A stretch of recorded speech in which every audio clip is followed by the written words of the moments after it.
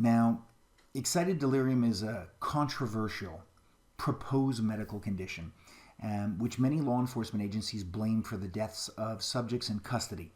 But opponents of this condition claim that it's an overly generalized term that's usually used to justify police brutality. Now, if you're a believer in this condition, then you believe that the triggering of the fight or flight response and all of the dumping of huge amounts of adrenaline and dopamine cause a problematic cellular change. That can lead to hyperaggression, it can cause psychosis, it inhibits pain receptors, leading to the perceived increase in the subject's strength and requiring interventionists to apply higher levels of force. There's also accelerated muscle contraction, leading to excessive levels of lactic acid, and many believe this creates an imbalance called metabolic acidosis. This is said to account for extremely high body temperature and to be massively worsened by the use of stimulants like narcotics. Now, persons in this state are said to require larger volumes of air, thereby accounting for the increased likelihood of death from asphyxiation or even from cardiac arrest. And this often is greatly amplified when breathing is inhibited in positions that might otherwise be survivable. Opponents of the condition claim that no existing medical condition is required for certain positions to be dangerous during interventions. And they say that traumatic or positional asphyxia can occur to any healthy individual given the correct conditions.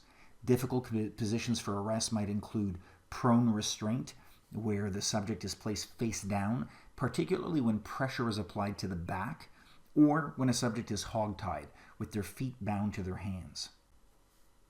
Critics of excited delirium often cite the lack of specific criteria for qualifying the condition, and the fact that the condition is generally diagnosed after the death rather than before the selection of tactics. But in all fairness, law enforcement departments are increasingly identifying common characteristics like heightened body temperature, which is often manifested by the shedding of clothing, heightened strength, resistance to pain, and things like irrational attraction to light or reflective surfaces. In fact, some departments now have gone as far as to require as many as 6 or more symptoms to qualify a subject for this condition. And in an effort to make diagnosis more systematic, strong efforts are being made to identify the condition during the intervention process and to adapt tactics to avoid further aggravation of the state. Part of the difficulty in this condition is that it traces many of its diagnostic origins back to the mental asylums of the 19th century. There it was more commonly known as Bell's mania, and in the 1980s the term excited delirium began to be used, particularly to explain a rash of deaths involving cocaine. Now, many of these findings were later completely falsified, but the term has stuck to apply to differing criteria, and that's part of the confusion. Also, the diagnosis is not recognized by the American Medical Association or the American Psychiatric Association, but it has been recognized by the American College of Emergency Physicians. Now, critics note that many of the leading medical proponents and studies that have been done to support the existence of excited delirium may have a strong conflict of interest, either because the doctors involved are members of law enforcement or work in close conjunction with them, or because the studies themselves were funded by groups like Axon Medical, who are the makers of the taser. And they've cited the existence of excited delirium in many of their wrongful death cases in order to substantiate the use of their product. Now, in law enforcement, some approaches have done very little to modify their arrest tactics. Instead, they've simply added caveats to return subjects to a recovery position as quickly as possible. But in application, this can become easily jumbled, and subjects may actually never make it to that position. As long as they're resisting, they may remain in these prone, face-down, hog-tied positions. Critic Michael Freeman, in a recent study of deaths attributed to excited delirium, claims that there were actually no cases of a subject simply dying because of excited delirium, and that in every case he studied, the subject actually died while in a traumatic or impinging position, therefore deducing that all of the cases claimed to be due to delirium were in fact positional asphyxia. Now guys, this is a classic example of how our split brain processing clouds things. Critics of excited delirium see only needless death, and they easily reduce everything they see to police brutality. The individuals involved in the violence, by comparison, have a very real and very visceral emotion attached to the experience of having faced a subject who didn't respond to conventional de-escalation tactics. He had what I would think would be similar to superhuman strength. I mean, it wasn't normal. They've experienced a complete sense of vulnerability and near helplessness during the intervention, including the very real risk to their own safety and lives. Then, following this trauma, they experience the added difficulty of reduced acceptance by society. They're vilified. And this can naturally trigger a reflex to insulate and oppose the critics.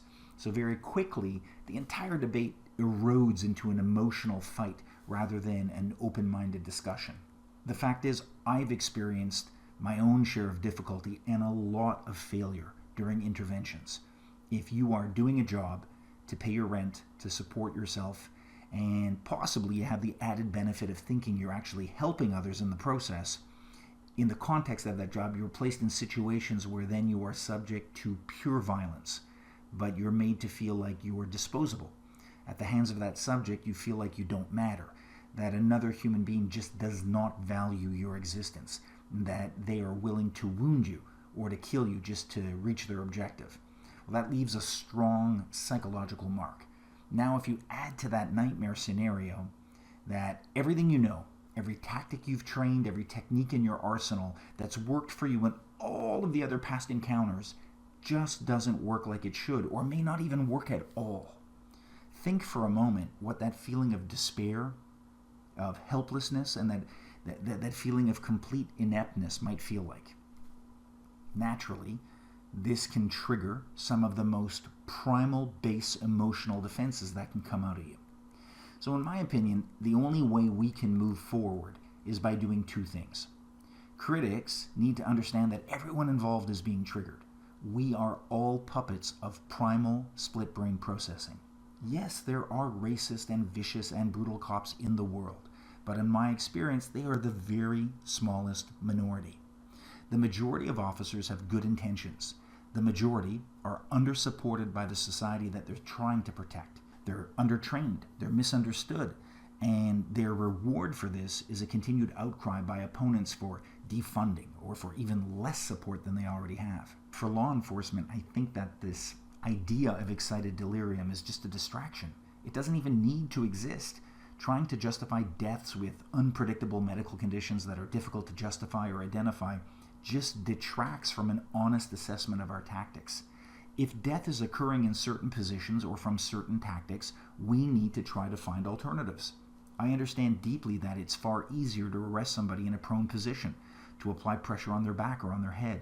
I can honestly say that in the majority of my experiences, that's exactly how I intervened on people, because it was very effective. But likewise, I also used to intervene prematurely. And in my earliest years as a doorman, I honestly escalated some situations that now I would diffuse or even avoid completely. So I believe it's not enough to say business as usual, and once we get things done, we get a subject into a recovery position as soon as we can, if we can. I think we need to overhaul all of our tactics to minimize the chance of putting a subject face down at all. I believe as a whole, we've looked at what is probable in most violent encounters in the past, and we've used circular reasoning to say this is normal because this is what always happens, and then we've just justified why it has to continue, instead of saying, if this is what happens, how can we avoid it? How can we make it better? How can we make it safer? So the first step is to reframe our expectations, to see that our primary goal of intervention is actually to avoid contact, to delay contact rather than to go hands-on, to realize that time and distance are generally going to be our ally. The second is to understand that if we must go hands-on, it's not enough to seek what is easiest in our rage or primal anger state.